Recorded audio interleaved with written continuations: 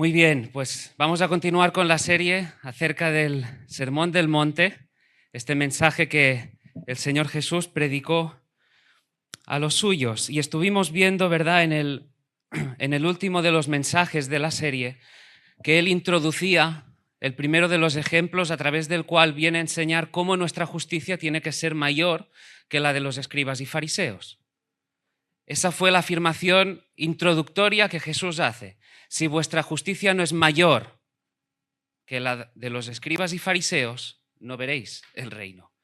Vuestra justicia no tiene que ser la de cartón, la de apariencia, la que busca su propia gloria, sino la interna, la del corazón, la de la búsqueda de la santidad, de búsqueda del Señor, de querer crecer a la imagen y semejanza de Jesús. De eso va.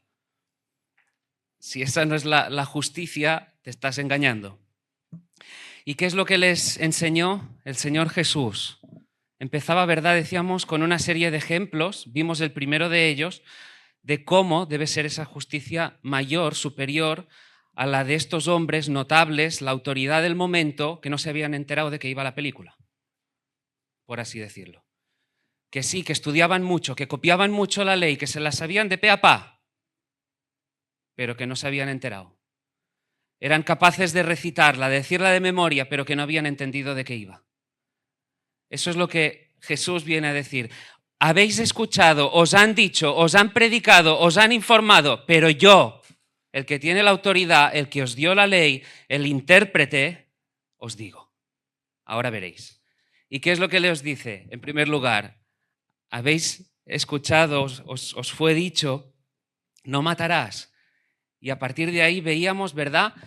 Les enfoca en el sexto mandamiento y aquellos que estaban tranquilos por no haberle disparado un balazo a nadie dicen, cuidado, que ahora nos está enseñando que la justicia interna, la del corazón, nos dice que no se trata únicamente de eso, que no se trata del acto de arrebatarle la vida a alguien, sino de no sentir una ira pecaminosa en el corazón contra alguien.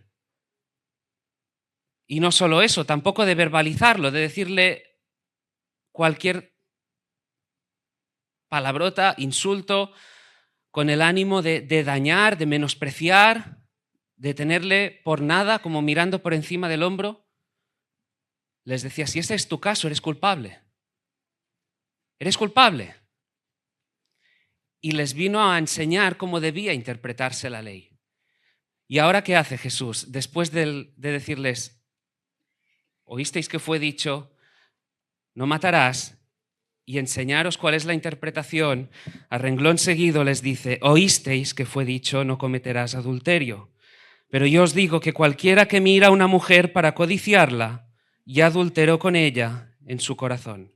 Por tanto, si tu ojo derecho te es ocasión de caer, sácalo y échalo de ti, pues mejor te es que se pierda uno de tus miembros y no que todo tu cuerpo sea echado al infierno. Y si tu mano derecha te es ocasión de caer, córtala y échala de ti.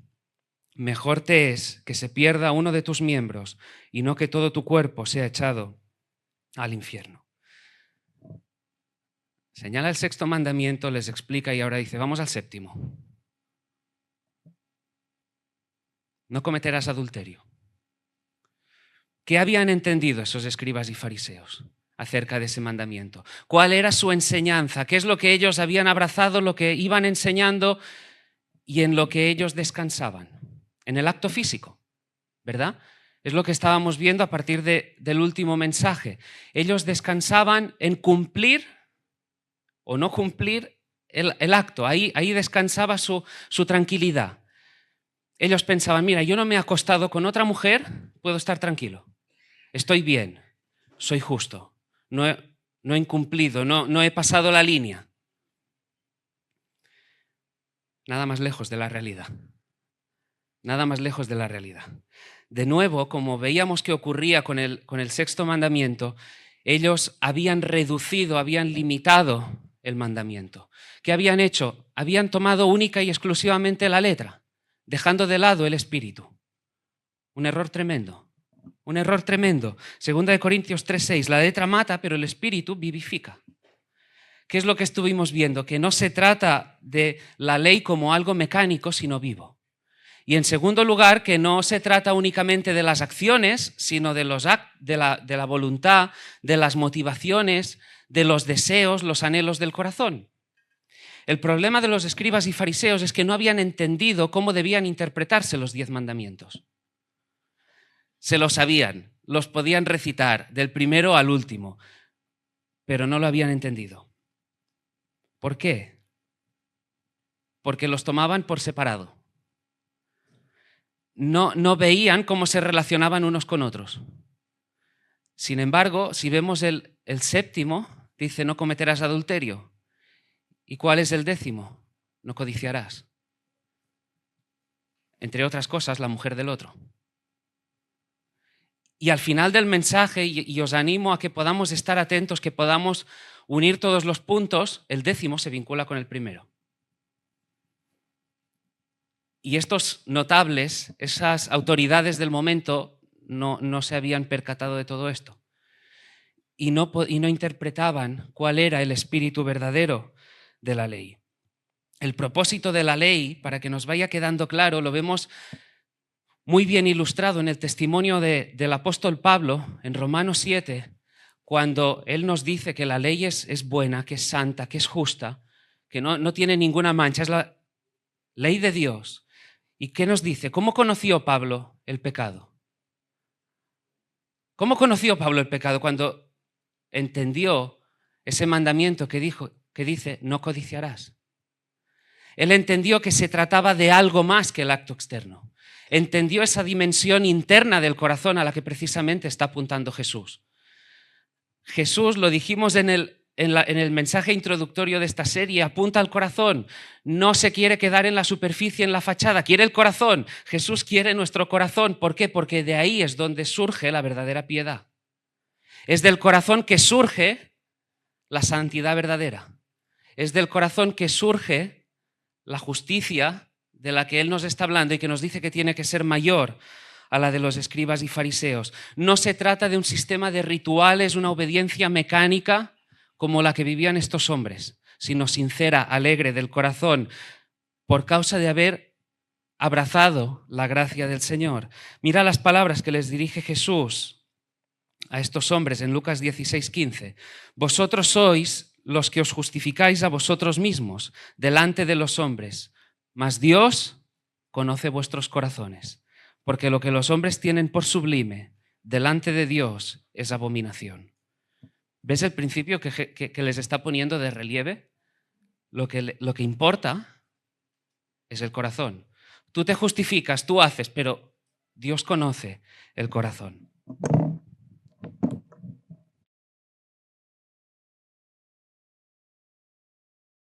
Ahora, ¿cuál es el asunto de fondo que está tratando Jesús en este pasaje y que iremos viendo el pasaje como de arriba abajo, ¿no? Viendo primero lo más genérico y luego iremos descendiendo. Vamos a encontrar alguna aplicación práctica. El tema que subyace detrás de todo eso, lo que hay detrás de esas palabras de Jesús, es mostrarnos la naturaleza del pecado. Hemos hablado de la importancia del espíritu de la ley, que no trata a la ley únicamente de los actos, sino de las motivaciones, los deseos, los anhelos del corazón, pero permitidme incidir en el propósito precisamente de la ley, que es lo que venimos tratando en estos días también. ¿Cuál es el propósito? ¿Cuál es la finalidad de la ley?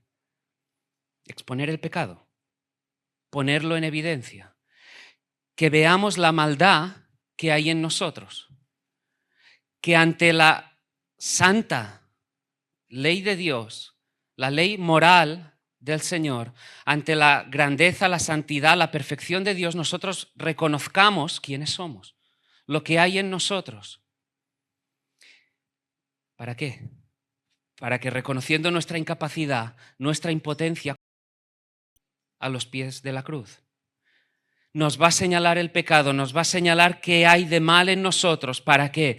Para que corramos a la cruz reconociendo que nosotros no podemos, nosotros por nosotros mismos no podemos, y abracemos al Salvador, que reconozcamos la necesidad del Salvador. Esa es la posibilidad gloriosa, decíamos, que nos ofrece el Evangelio. Creer en Jesús y seguir creciendo, madurar a la imagen de Dios.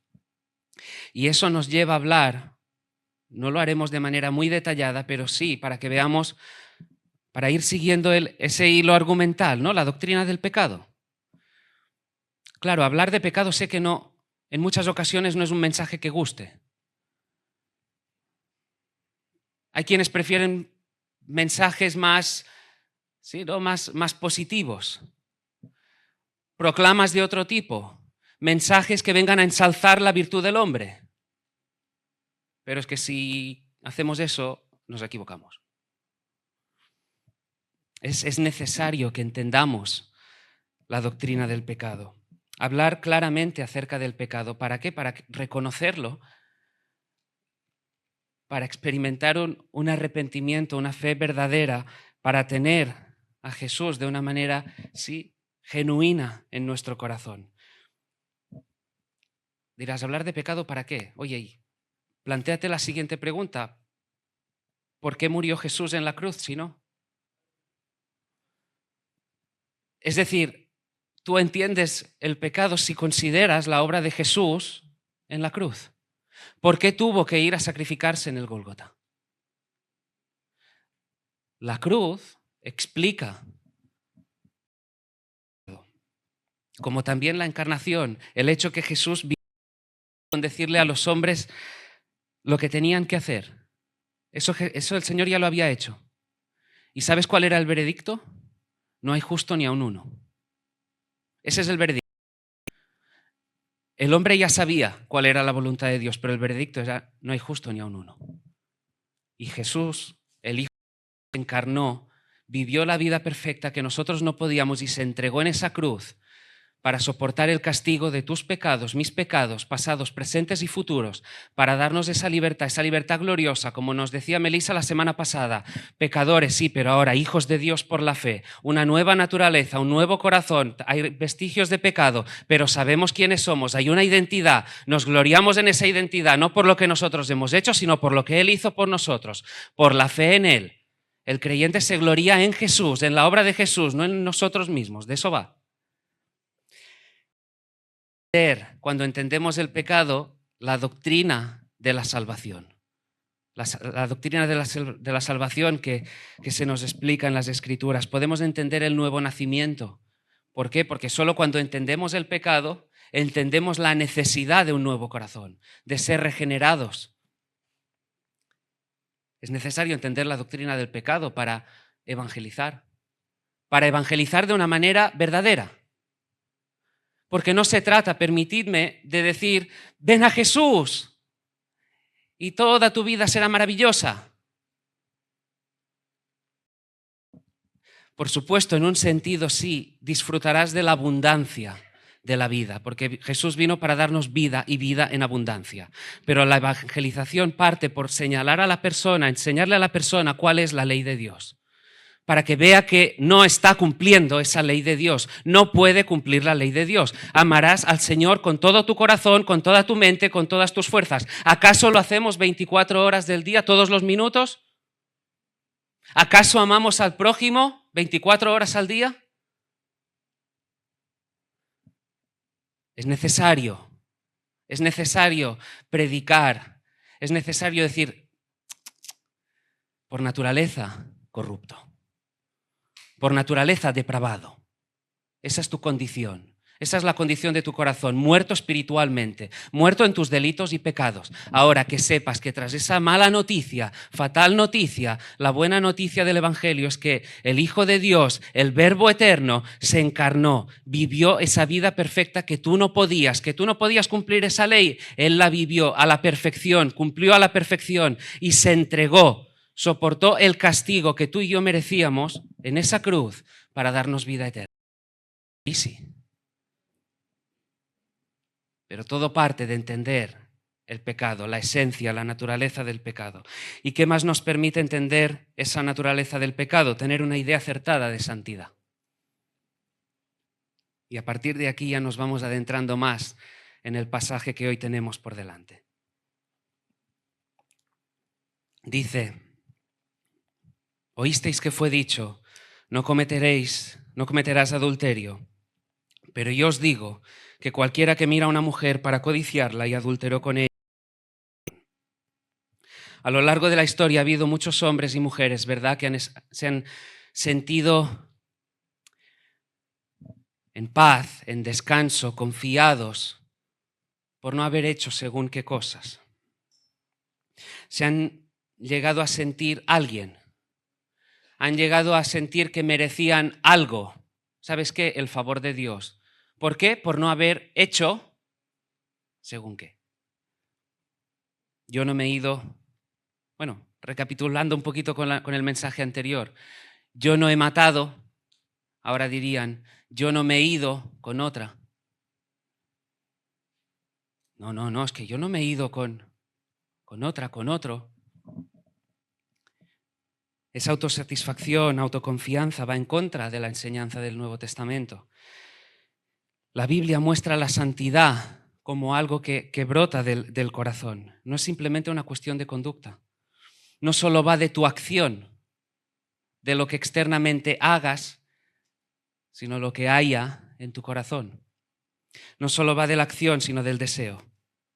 No va únicamente de que hagas externamente, sino que de que tampoco codicies. Que no desees de una manera pecaminosa. Que tu deseo intenso no se desvíe de aquel en quien debería estar. El pecado, como hemos visto, es un mal que hay. No es la acción, sino también lo que hay dentro. Mira, lo que está diciendo Jesús es que no hayas cometido adulterio, no quiere decir que no seas un adúltero, una adúltera. Que no te hayas ido con otro o con otra, no quiere decir que no seas un adúltero, una adúltera. ¿Qué hay en tu corazón? ¿Qué hay detrás de tu mirada lasciva? En el texto de hoy Jesús nos habla acerca de los ojos, ¿verdad? El pecado de los ojos lo llama ahí adulterio al codiciar con nuestra mirada a otra mujer. Codiciar, desear de manera desordenada, pecaminosa. El adulterio, ¿verdad?, es un pecado terrible. Es un pecado grave. Es, me atrevería a decir, de los pecados que tienen mayor potencial para causar estragos. Pocos tienen el potencial del adulterio para separar, dañar, destruir, ya no digo, sí, matrimonios, familias enteras.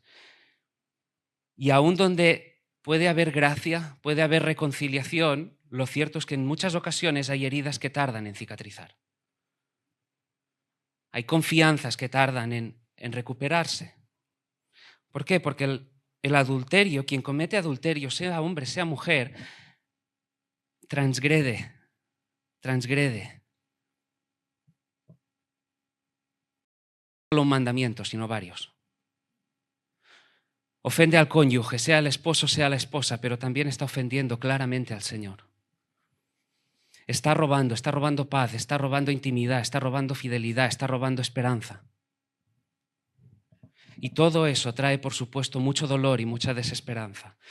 Ahora, ¿te imaginas por un momento estos escribas y fariseos? ¿Te imaginas cómo estarían? Estos hombres tan confiados en su acto externo, decir yo no he matado, yo no me he ido con otro. Y ahora ya no se trata simplemente del acto físico, sino que dicen, a ver, ¿qué había en tu cabeza? ¿Te enfadaste de manera pecaminosa contra este? Culpable. ¿Has mirado de manera codiciosa a esa mujer? Culpable. Quizá no te has ido con otra, les dice Jesús, pero con tus ojos has cometido adulterio, has deshonrado, has desobedecido, has pecado, has transgredido la voluntad de Dios, santa y perfecta. Culpable. Si lo digo así es porque el Señor quiere que veamos el pecado. El Señor quiere que veamos el pecado, que nos demos cuenta de la fealdad, la suciedad del pecado, para que corramos a la cruz.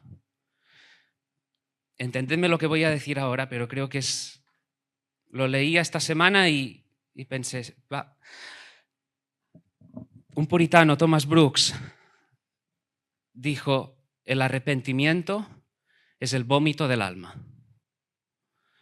Algo así quisiera que la Iglesia y muchos hoy aquí experimentaran.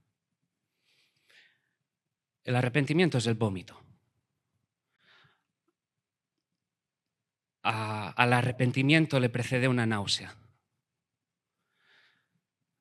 Lo que a nivel espiritual es una convicción de pecado. Es un querer reconocer. Y el arrepentimiento genuino es después ese vómito. El que saca, el que decide ya después hacer algo para honrar al Señor, para el bien de su alma, para la gloria del Señor. Los fariseos se creían justos, pero la ley del Señor apuntaba al corazón y les dice, yo os digo. El que tiene la autoridad os dice, vosotros habéis entendido otra cosa, pero quien os dio la ley ahora viene y os la interpreta, os las explica.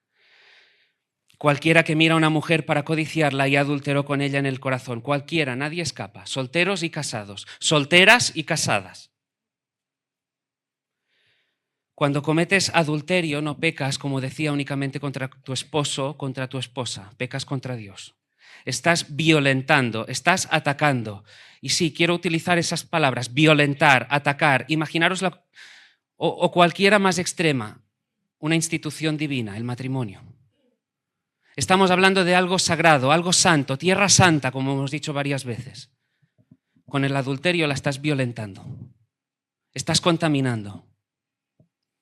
Dios puso a Adán y Eva en el Edén y los designó representantes, embajadores, imagen del amor de Dios y su iglesia.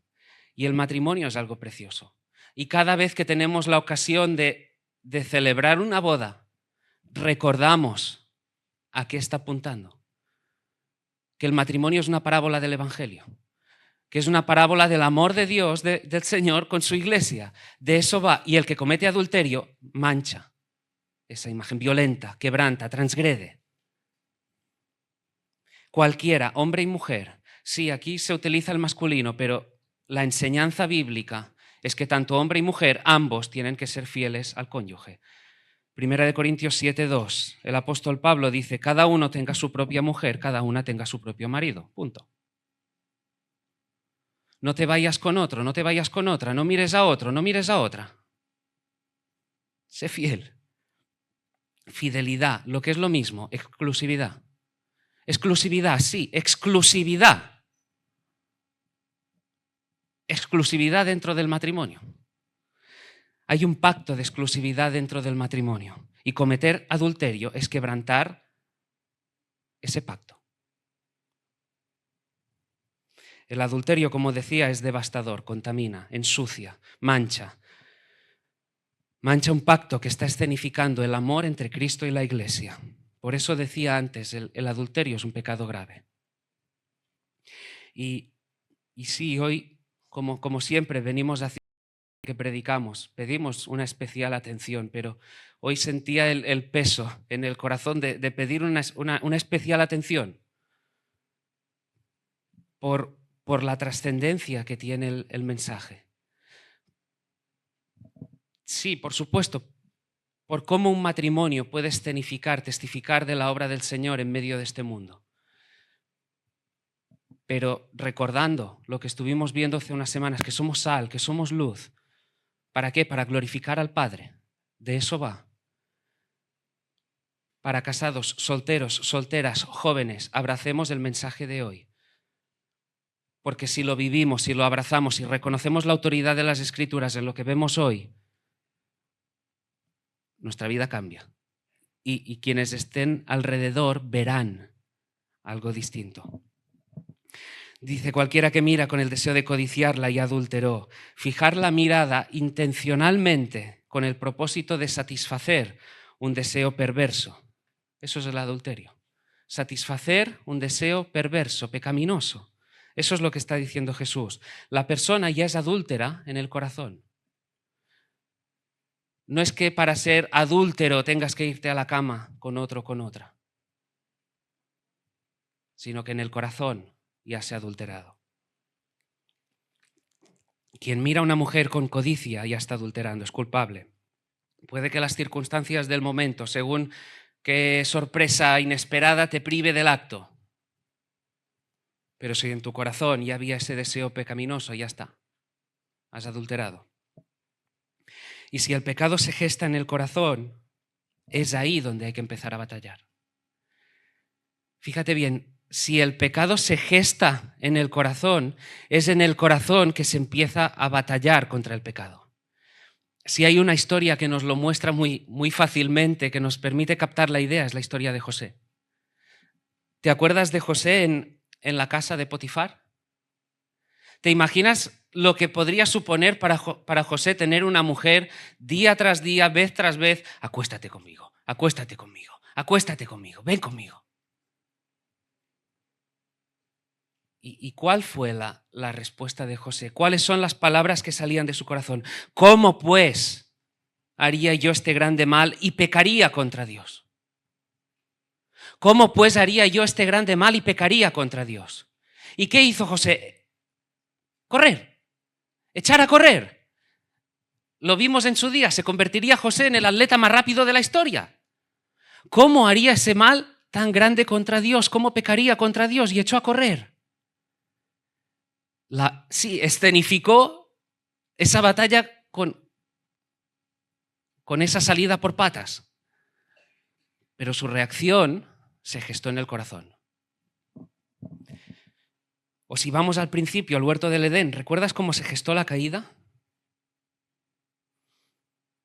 Génesis 3:6, vio la mujer que el árbol era bueno para comer y que era agradable a los ojos y árbol codiciable. Claro, a partir de ahí ya sabemos cómo continúa la historia, ¿verdad? Haría lo que se le había dicho que no hiciera. Pero ya hubo algo previo, ¿no?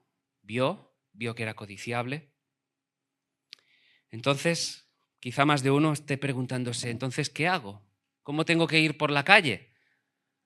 ¿Tengo que ir con la cabeza gacha para que no mirar a ninguna mujer, para no ser un adúltero? ¿Que ellas vistan de una manera distinta? Bien, sí.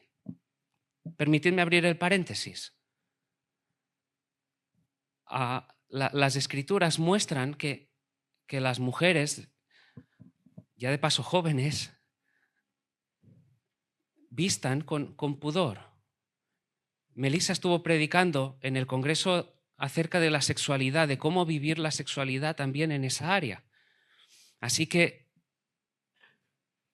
por una cuestión también de responsabilidad, si se puede ser causa de tropiezo para el hombre, asumid la responsabilidad de vestir con prudencia, que no tengamos que sospechar si se ha ido a comprar el vestido o se está utilizando una bufanda de falda.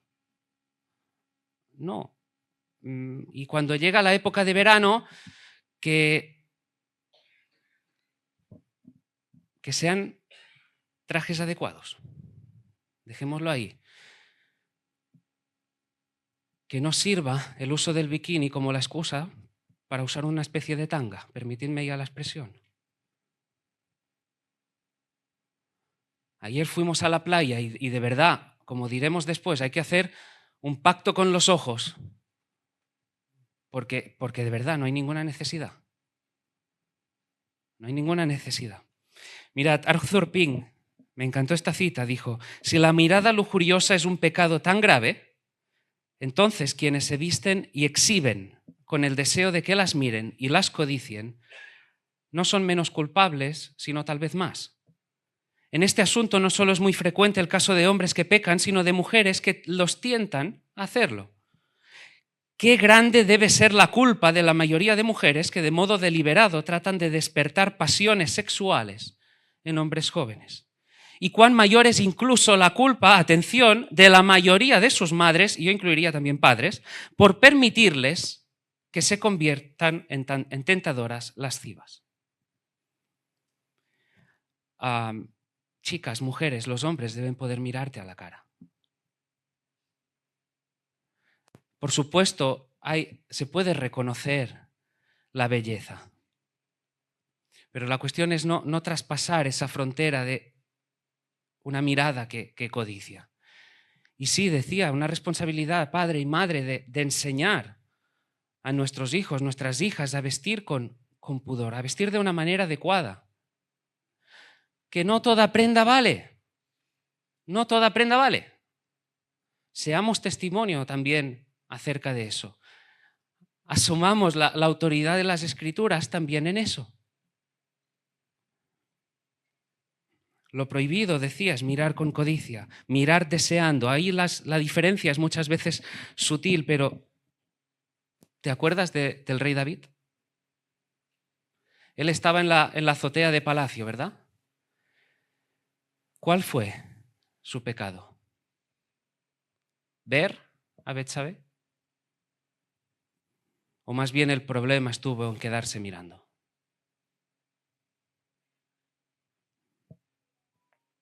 El problema estuvo ahí, que se quedó quieto, mirando, deseando, codiciando.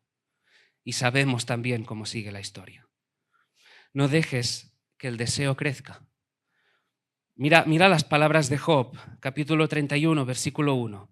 Job, cuidado, Job, aquel de quien se nos dice en el versículo 1, capítulo 1, que era un hombre recto. ¿Vale? Partimos de esa premisa. Y Job tuvo que decir, hice pacto con mis ojos. Hice pacto con mis ojos. ¿Cómo pues había yo de mirar a una virgen? Si Job, ese justo, se expresó en esos términos, tan consciente de ello, para prometerse a sí mismo no dirigir su mirada hacia otra mujer, ¿cuánto más no debemos hacerlo también nosotros? Y es difícil, ¿verdad? En la sociedad en la que vivimos hay un bombardeo visual. Hay un bombardeo visual. Salimos a la calle y como decíamos, uno tiene que cuidar hacia dónde mira. Y ya no digo en la televisión, ya no digo en las redes sociales. Ahí los niveles de alerta deberían estar al máximo. Pero bueno, a eso iremos después. ¿Qué nos dice el Señor Jesús en los siguientes versículos? Por tanto, si tu ojo derecho te es ocasión de caer, sácalo, échalo de ti, pues mejor te es que se pierda uno de tus miembros y no que todo tu cuerpo sea echado al infierno. Y si tu mano derecha te es ocasión de caer, córtala y échala de ti, pues mejor te es que se pierda uno de tus miembros y no que todo tu cuerpo sea echado al infierno.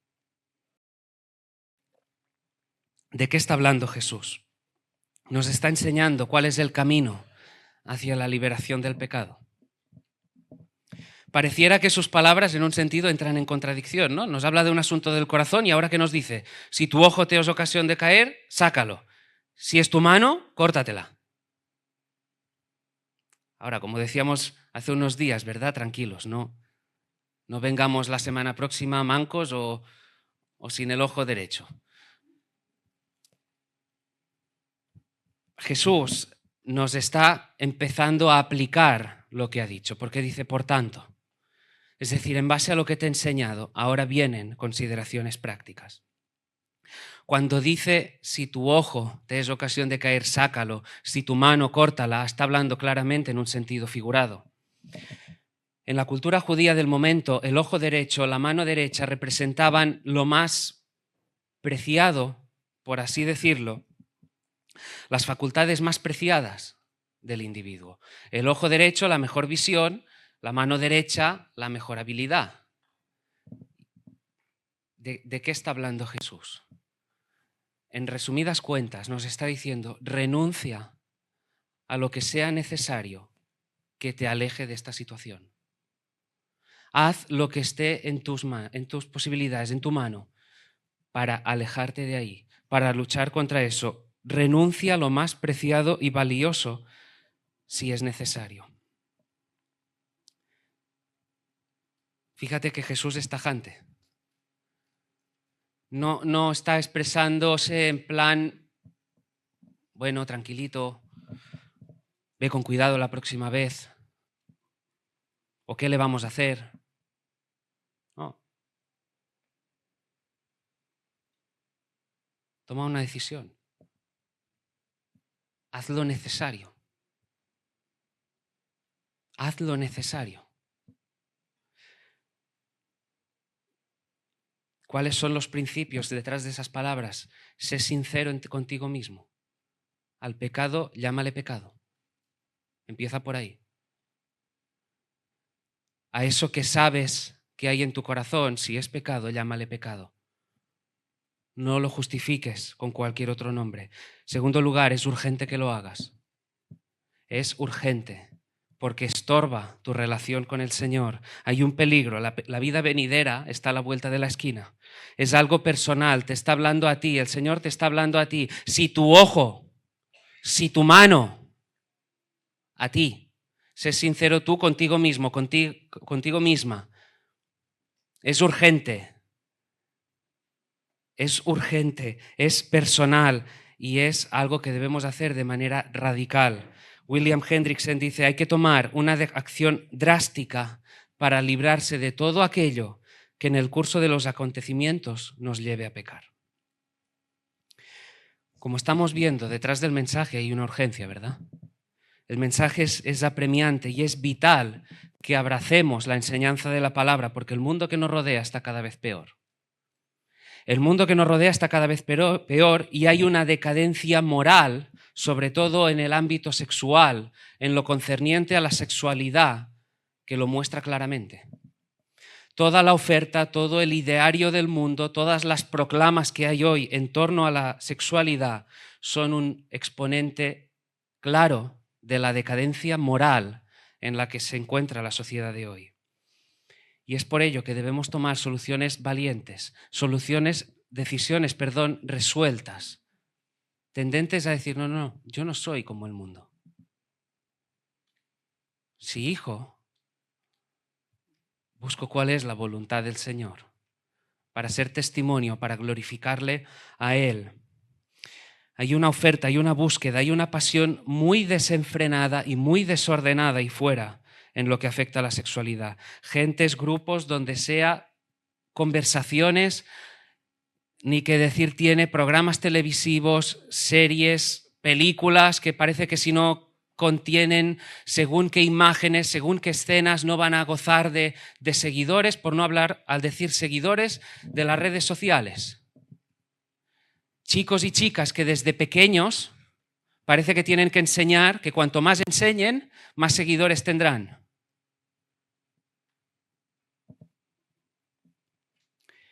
Y hay que protegerse de eso. Por temor al Señor, por amor al Señor, hay que cuidarnos a nosotros. Mira, por amor al Señor y por amor a los que te rodean. Por amor a quienes están a tu alrededor, cuida, protege tu corazón. Mucho de lo que hoy tenemos alrededor viene a distorsionar la sexualidad, ¿verdad?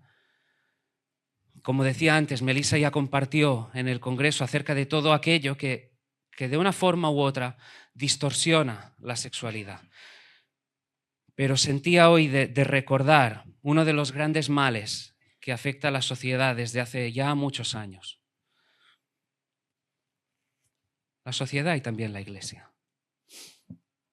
Un monstruo, por así decirlo, que causa estragos, que daña, que quiebra, que revienta, que violenta, que distorsiona el diseño divino en lo tocante a la sexualidad, un monstruo que se llama pornografía. Un monstruo, un pecado grave, muy grave, del que debemos estar muy alerta. Debemos, sí, identificarlo como lo que es, un pecado muy grave, con unas consecuencias muy graves. Por la persona, por aquel contra quien atenta, por las consecuencias que trae también para nosotros, para las consecuencias que trae para quienes están a nuestro alrededor. La pornografía es un monstruo porque destruye el alma. Y es uno de los más claros ejemplos de lo que Jesús viene a enseñarnos en la enseñanza, en el mensaje que tenemos hoy por delante, ¿no? La pornografía, en primer lugar, es pecado. ¿Por qué? Porque estorba nuestra relación con el Señor. La pornografía es pecado porque estorba nuestra relación con el Señor. Tenemos al Espíritu en nosotros y aunque el Espíritu no vaya a salirse, sí que limita su influencia en nosotros. ¿Por qué? Porque se entristece. La pornografía entristece al Espíritu Santo. Y cuando eso ocurre, como decía, su influencia se ve limitada. Y desgraciadamente ocurre que la persona se ve debilitada. Puede que alguien, un hijo, una hija de Dios, porque cuidado, cuando hablo de pornografía no identifiquemos ahora decir, bueno, aquí el mensaje ahora ya solo va para los hombres. No, no, no. Quienes miran pornografía son tanto hombres como mujeres. Jóvenes chicos y jóvenes chicas. O mejor dicho, a tenor de las estadísticas, niños, niñas, adolescentes, chicos, chicas, adultos, hombres y mujeres. Es un mal que se cierne sobre todos, del que la Iglesia debe estar con mucho cuidado, del que los padres deben estar muy vigilantes. Padres, señal de alarma. Señal de alarma. Permitidme la confianza y lo más pastoralmente posible. Soy consciente que el diablo nos ha metido un golazo por la escuadra con el uso de los móviles. Nos lo ha metido por la escuadra. Chicos y chicas que no tienen la madurez suficiente tienen un aparato en sus manos que les da acceso a un contenido perverso, dañino, destructivo. Y los padres no pueden estar como si nada. No pueden estar como si nada. Y no te relajes con el control parental, que falla. No te relajes con el control parental, que falla. Mucho cuidado. Mucho cuidado, porque puede ser muy dañino que un niño de 8, porque empiezan por ahí, un niño o una niña empiece a tener acceso a según qué contenidos de esa edad tan temprana. Es muy, muy, muy peligroso. Porque pervierte. Es pecado. En segundo lugar, es egoísta. La pornografía pervierte y devalúa el sexo. El sexo fue diseñado por Dios. Sí, la intimidad sexual obedece al diseño del Creador en mayúsculas. No somos nosotros quienes definimos de qué va, cómo vivir la sexualidad, sino que hay un Creador. La intimidad sexual, con todas sus pasiones, con todos sus placeres, fue diseñada para que hombre y mujer, en el sagrado marco del matrimonio, dentro del matrimonio, no fuera de él, abracen su alma a través del cuerpo. De eso va la intimidad sexual. Que el alma de hombre y mujer, dentro del marco del matrimonio, del marco sagrado, divino del matrimonio, se abracen a través del cuerpo. De eso va. La intimidad sexual se vive con todos sus placeres dentro del marco del matrimonio. Ahí sí, es tierra santa. El sexo fuera del matrimonio es pecado. Es algo oscuro. Es algo sucio. Es pecado. Dios diseñó la intimidad sexual para que los cónyuges se dijeran mutuamente: te amo, estoy comprometido contigo, en un pacto de fidelidad, de entrega, de amor, de sacrificio, de exclusividad. Decir, estoy permanentemente comprometido contigo. Y eso, amigos, hermanos, no ocurre a través de una pantalla. A través de una pantalla no se vive el clímax de una relación. Una relación, porque de eso va el matrimonio. De eso va la comunión, la intimidad entre hombre y mujer. Y eso no se vive, no se experimenta a través de una pantalla, no se experimenta a través de un móvil. La pornografía no es más que una acción completamente egoísta donde lo único que se satisface, ¿qué es? El placer egoísta, perverso de quien está mirando a través de esa pantalla, a través del móvil. ¿Ves lo perverso? La persona pudiendo decidir cuándo le da el play, cuándo a la pausa. Lo que hay detrás de la pantalla no es sexo, es teatro. Ahí no hay compromiso, ahí hay demanda. No es tierra santa, sino depravada y oscura. La pornografía es una tierra donde no hay amor. No hay nada que contribuya más a la infelicidad que mirarse a uno mismo, que estar plegado hacia uno mismo. De eso va la pornografía. Egoísmo puro y duro, pecado. De eso va. La pornografía desconecta, la pornografía aísla a la persona, la pornografía provoca que la persona esté viviendo como una vida paralela, como su propia aventura. Pero ¿sabéis qué ocurre? Que nuestra alma fue diseñada para vivir en comunión. Por eso decía antes que distorsiona el diseño. Así que la pornografía, en primer lugar, hemos dicho, es pecado. En segundo lugar, es egoísta. La pornografía, en tercer lugar, menosprecia a las personas, atenta, contra la imagen de las personas, violenta la dignidad humana. ¿Por qué? Dios ha puesto en cada uno una dignidad.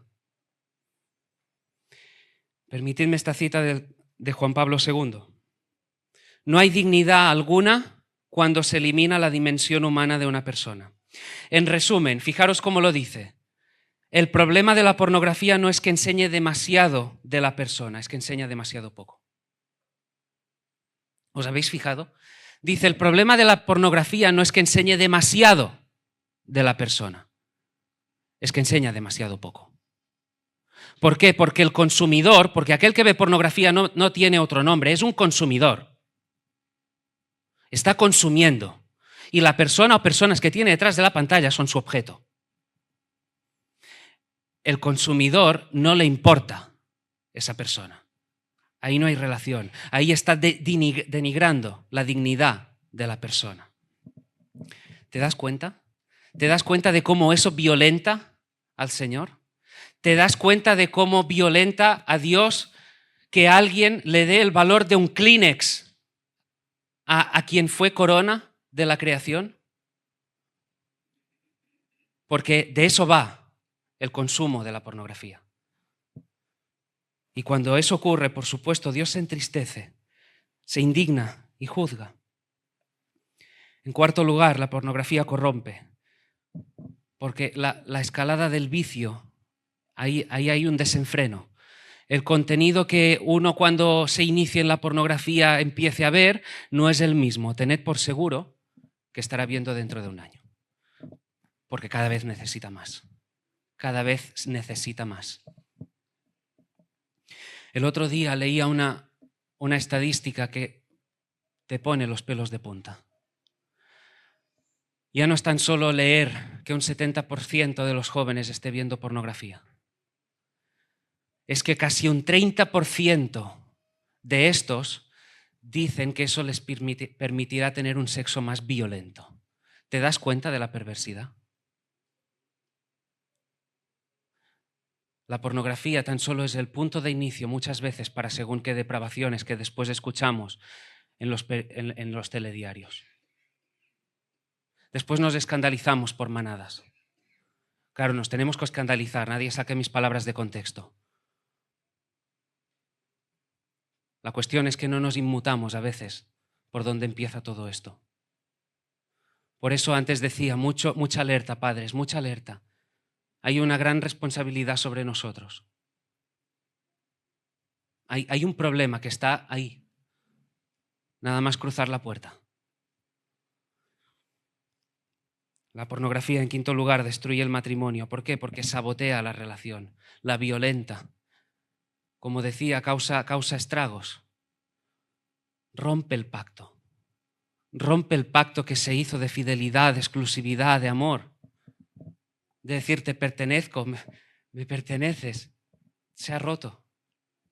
Por supuesto, como decía, habrá lugar a la gracia, a la reconciliación. Afecta a los matrimonios futuros. ¿Por qué? Porque la mente se ensucia. Hay jóvenes que quizá creen tener unas expectativas si acceden a pornografía y eso solo les generará una mayor adicción. ¿Y cómo creéis que acudirá al matrimonio ese joven, esa joven que durante tiempo ha estado acostumbrado a consumir?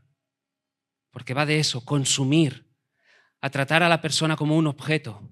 para satisfacer sus deseos. Y ahora le vamos a hablar de que no, que tiene que vivir una relación, entregarse a la otra persona cuando lleva años quizá plegado sobre sí para satisfacer sus deseos perversos, egoístas. Muchos consumidores de pornografía son personas casadas. Matrimonios incluso que acceden a la pornografía juntos, pero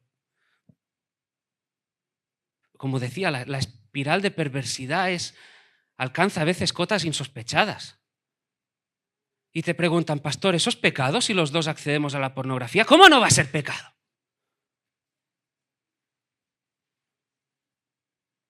¿Cómo no va a serlo?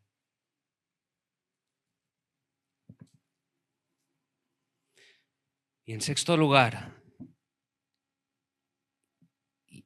y muy unido con la enseñanza también que estamos viendo hoy, consumir pornografía es, escuchadme bien, consumir pornografía es una declaración a Dios de que Él es insuficiente para calmar la sed que hay en nuestro corazón.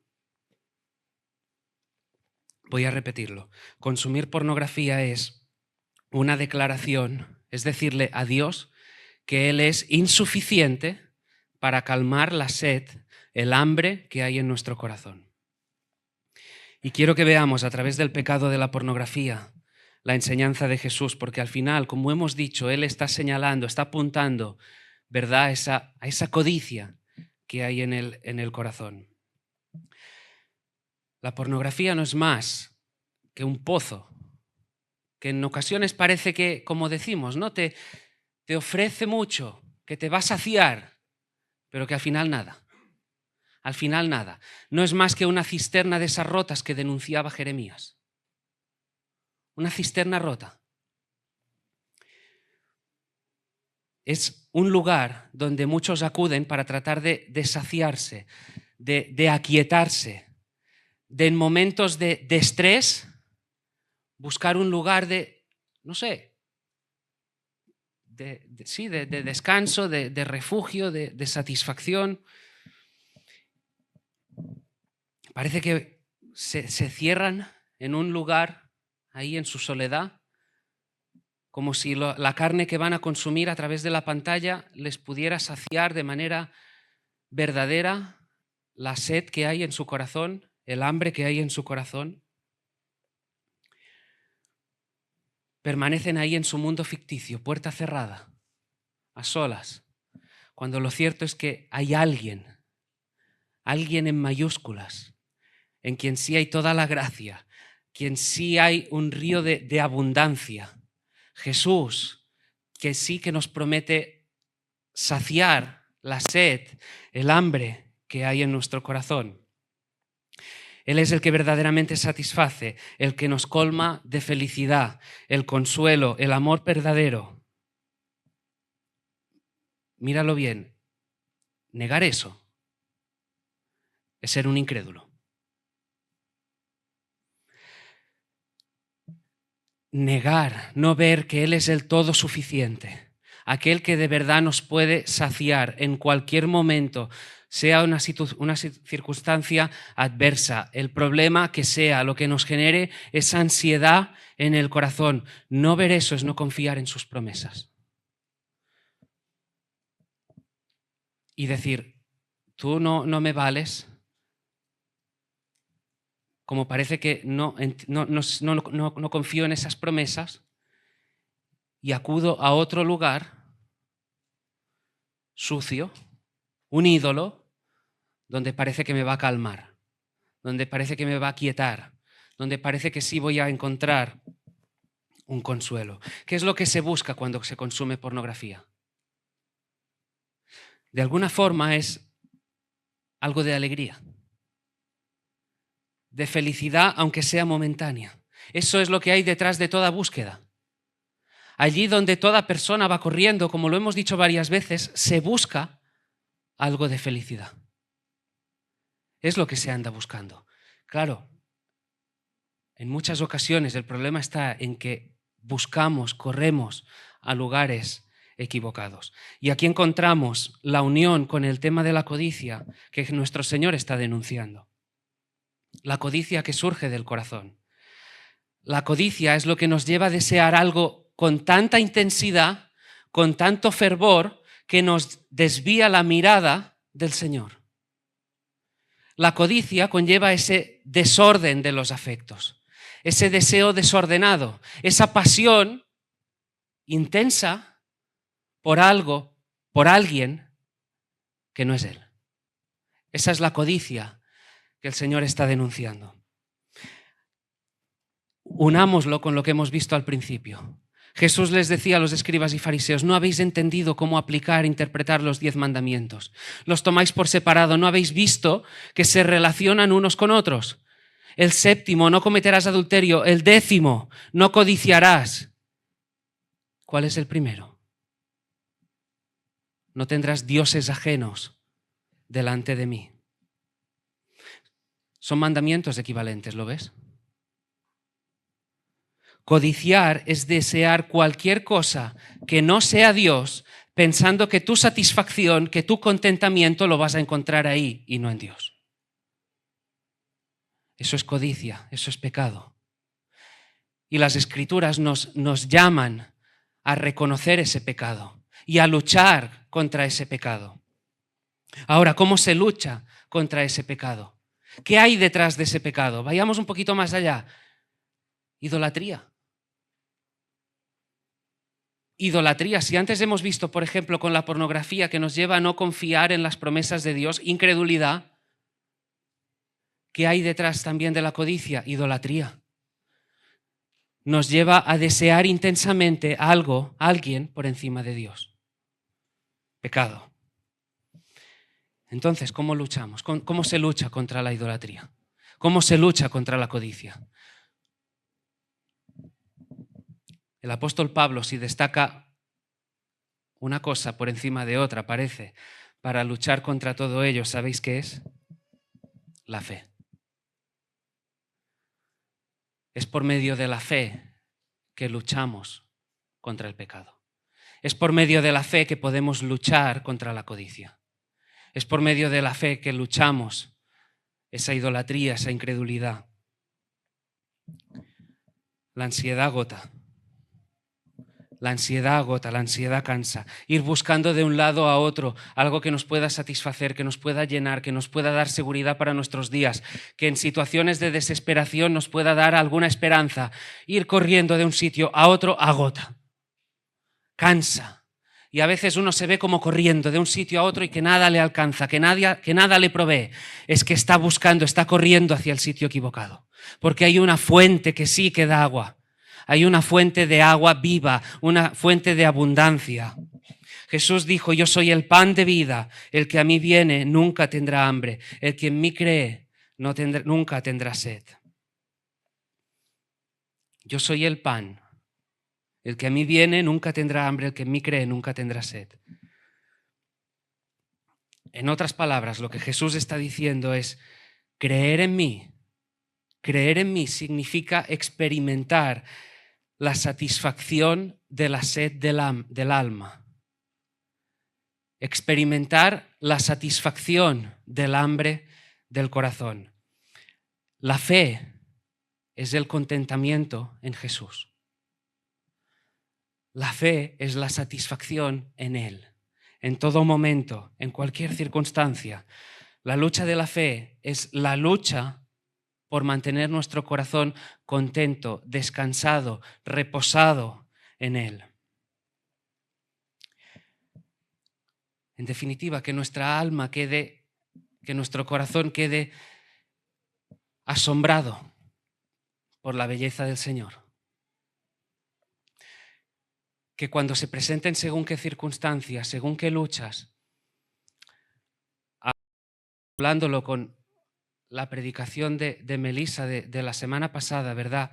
Cuando hay según qué luchas, la expresión ya no es, o la enseñanza es, no debes hacer esto. Sí, claro, uno sabe que no debe por amor al Señor, pero la cuestión es, no quiero. Yo puedo. ¿Por qué? Porque estoy unido a Él, porque soy su hijo, porque el Espíritu está en mí. Hay una fortaleza en la debilidad. Ya no es el mundo, el pecado, quien nos controla. Es Él quien nos controla. De eso va. Es creer. Es creer en Él. Que Él sea nuestra única satisfacción, en quien encontremos el contentamiento en cualquier circunstancia en la que nos encontremos. Y en esta mañana yo os quería invitar a eso, a mirar. Mirar, considerar al Señor. Hoy participamos de la cena del Señor.